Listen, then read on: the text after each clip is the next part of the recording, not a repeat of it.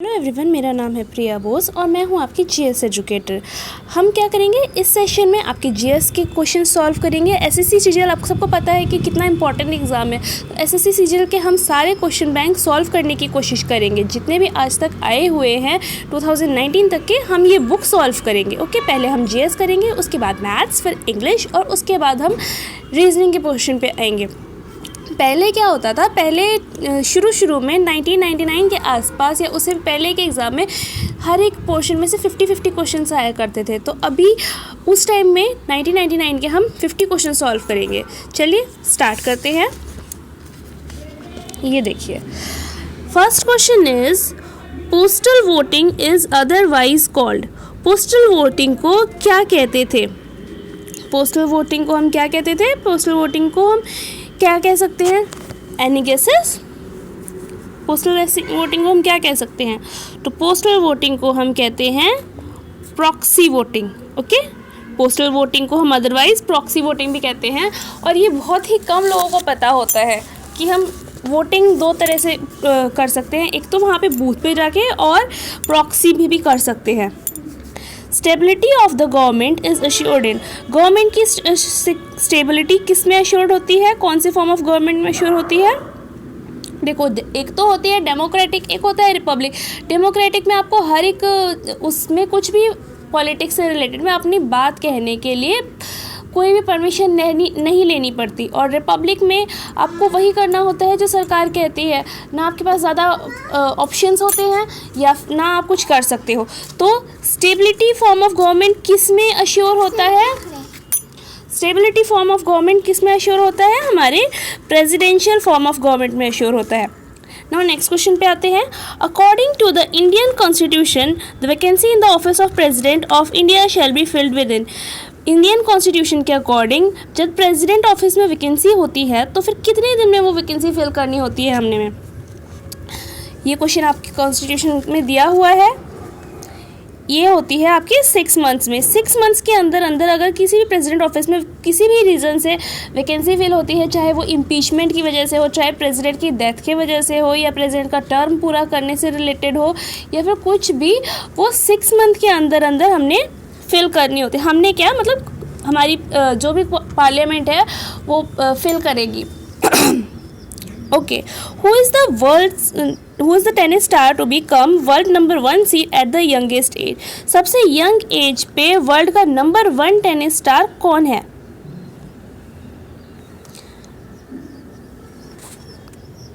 Number 1 age, सबसे young age पे world का नंबर 1 टेनिस स्टार है Martina Hingis. Okay, Martina Hingis जो है ये हमारी सबसे कम एज की टेनिस स्टार है। अब नेक्स्ट क्वेश्चन, व्हाट इज विश्व मोहिनी?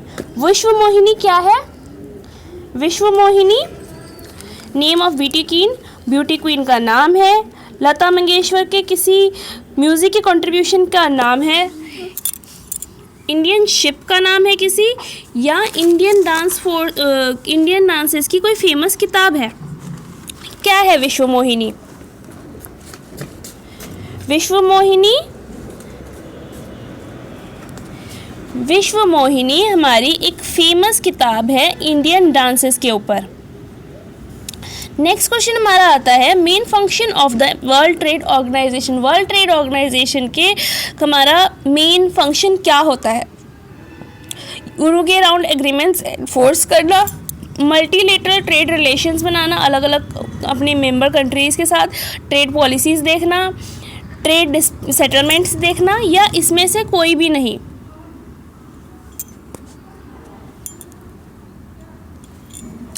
इसका आंसर होगा facilitating multilateral trade relations of member countries and reviewing trade policies. Okay, अगला क्वेश्चन हमारा आता है, अ पैसेज टू इंग्लैंड जो बुक है उसके राइटर का नाम क्या है? E.M. फॉस्टर, नीरज सी चौधरी, विक्रम सेठ या एरिक सहगल? क्या है पैसेज टू इंग्लैंड किताब के ऑथर का नाम? तो इसका आंसर हो जाएगा नीरज सी चौधरी। नीरज सी चौधरी पैसेज टू इंग्लैंड वाली किताब के ऑथर हैं। नेक्स्ट क्वेश्चन आपका आता है, what is the long range missile that was tested by Pakistan in the wake of India testing अग्नि 2। जब इंडिया ने अग्नि 2 मिसाइल टेस्ट की तो उसके जवाब में पाकिस्तान ने कौन सी लॉन्ग रेंज मिसाइल टेस्ट की? गौरी 2 जो है ये पाकिस्तान ने अग्नि 2 के जवाब में टेस्ट की। The Indian naval ship been converted into maritime museum. ऐसी कौन सी इंडियन नेवल शिप है जिसको हम इंडिया ने मैरीन टाइम म्यूजियम पे कन्वर्ट किया है? सागर सम्राट, कनिष्क, सम्राट अशोक या विक्रांत? इसका आंसर हो जाएगा Vikrant. Professor Amartya Sen is in these days in the news because. Professor Amartya Sen आजकल न्यूज में क्यों है? He is internationally known as leading social economist. He has been Bharat Ratna awarded. He is recipient of Nobel Prize या all of the above? इसका answer हो जाएगा all of the above। वो leading social economist भी हैं, उनको भारत रत्न भी मिला है और उनको नोबेल प्राइज़ भी मिला हुआ है। नेक्स्ट क्वेश्चन हमारा आता है, first country to legalize medically assisted suicide. ऐसी कौन सी कंट्री है जिसने मेडिकल प्रोसीजर के थ्रू सुसाइड की परमिशन दी है? ऑस्ट्रेलिया, यूनाइटेड स्टेट्स, नीदरलैंड्स या स्विट्जरलैंड? तो इसका आंसर हो जाएगा हमारा Netherlands. The Baisakhi festival of the year 1999 is great historical significance to Punjab because. 1999 की जो भी बैसाखी फेस्टिवल हुई थी वो पंजाब के लिए बहुत इम्पॉर्टेंट थी। क्यों? It commemorates of the century of foundation of Khalsa Panth. उन्होंने खालसा पंथ की सेंचुरी की कमेमोरेट की। नेक्स्ट ऑप्शन आपका हो जाएगा, it being the last such festival of 20th century. 20th century का लास्ट फेस्टिवल था। Punjabis of participation of non resident Indians, NRIs का पार्टिसिपेशन इसमें ज़्यादा था, या नन ऑफ द अबव? इसमें से कौन सा ऑप्शन आपका होगा इस क्वेश्चन के लिए?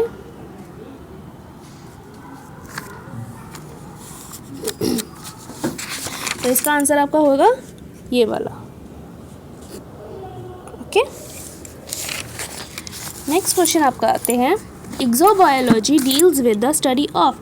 एक्सोबायोलॉजी किसकी स्टडी को हम कहते हैं? Eternal characteristics of living organisms, life on the surface of earth, life in the outer layers of the atmosphere या life in others planets and space? इसमें से किसको कहते हैं?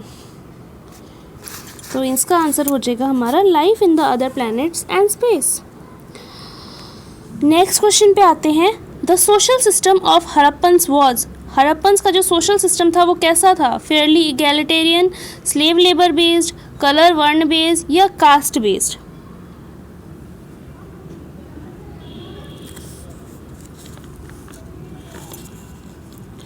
हड़प्पन सिविलाइजेशन का सामाजिक सिस्टम कैसा था? तो फेयरली इगैलिटेरियन था। नेक्स्ट क्वेश्चन पे आते हैं, which of the following Vedas provides information about civilization of early वैदिक एज। अर्ली वैदिक एज में सिविलाइजेशन के बारे में हमें वेदों से क्या जानकारी मिलती है? कौन सी बुक से हमें जानकारी मिलती है? ऋग्वेद, यजुर्वेद, अथर्ववेद, सामवेद? इसका आंसर हो जाएगा हमारा Rigveda. The university in which became the famous in the post Gupta era period. Gupta era period के बाद कौन सी यूनिवर्सिटी सबसे ज़्यादा फेमस हुई थी?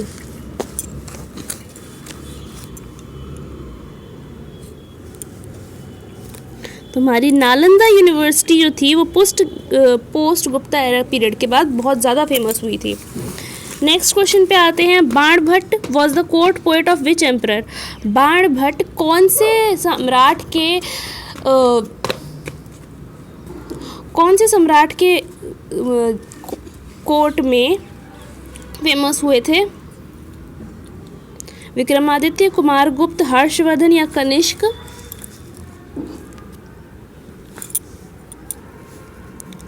Harshvardhan. The first Indian ruler who establish supremacy of Indian navy in Arabian sea. ऐसा कौन सा पहला इंडियन रूलर था जिनके टाइम पे इंडियन नेवी अरेबियन सी में बहुत ज़्यादा उन्होंने राज किया? राजा राजवन, राजेंद्र वन, राजाधिराज वन या कुलोतुंग वन?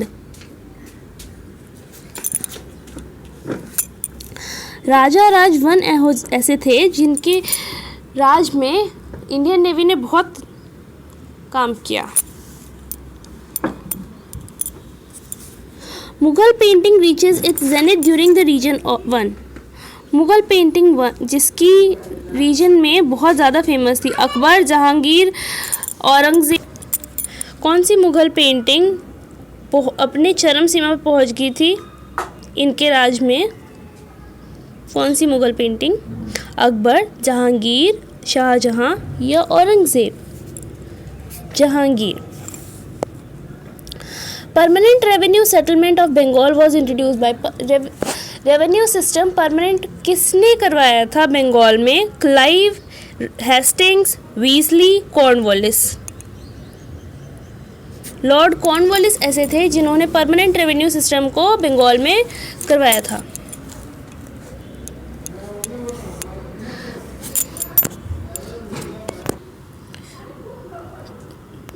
दोस्तों हम आज की वीडियो यहीं तक रखते हैं। सॉरी, कुछ इमरजेंसी आ गई। बाकी की वीडियो हम अगली वीडियो में कंटिन्यू करेंगे, बाकी के questions. Okay, thank you for watching.